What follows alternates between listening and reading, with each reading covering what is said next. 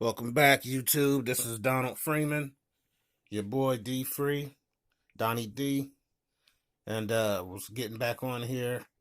Told you guys I was keep you updated on how I'm doing with this margin, and you see how there's been some up and down days this week. The week started with a couple green days, and then even though it looks green right here, the last couple days of the week, the week was really barcoding, just up and down, but not a lot of real movement.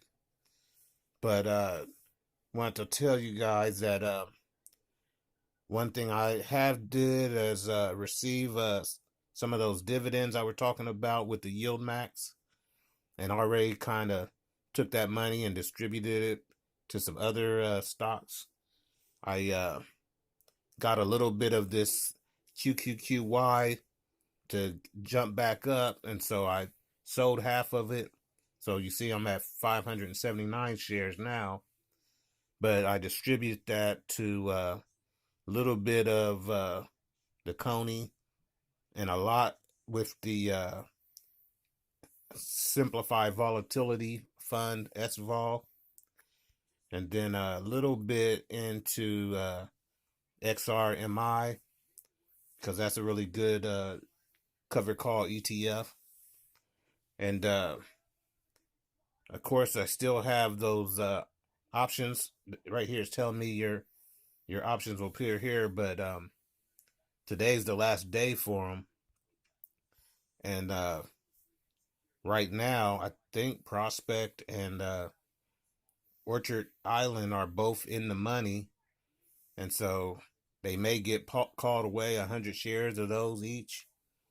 And if they do at that strike price, all I'll do is see if I can buy back in, so I make next week is around the payout for them, and when they'll reset the dividend.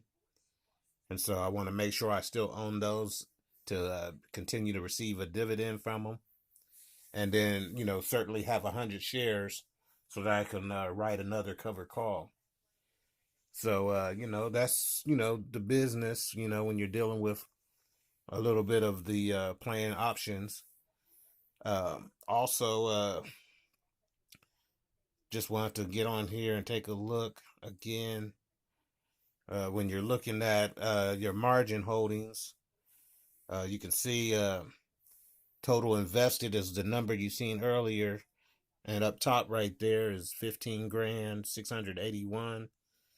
But then also, with the margin being at 18 grand 636, the total holdings are 34,000. So as you know, I'm receiving dividends on 34,000, even though I only have equity of 15,678. And so that was the whole plan, is to have investments that have a really high dividend, which are, higher than my margin interest, which is around 12%.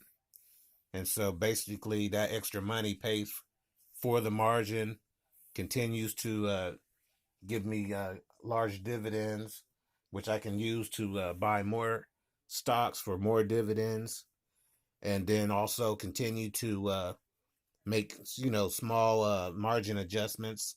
As you can see, I've adjusted down about $100 or so in the last month, and so that's just what you want to do. And certainly, if you look at I don't know if I'm looking in the right place here. If I go back here to the front screen, and then you go to look at readjusting your margin buying power.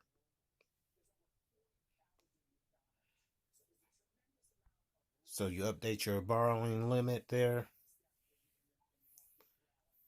And so you see right there, it's telling me the limit. If I wanted to, I can bring my limit up to 19 grand 672 and 60 cents. So as long as you're receiving dividends, and you know, depending on what you do with them, you can raise your borrowing limit. Of course, if I was to take the money and use it, you know, and send it to my private bank account, uh, that might adjust the total margin I'm able to use, but that won't mess with the margin that I currently have.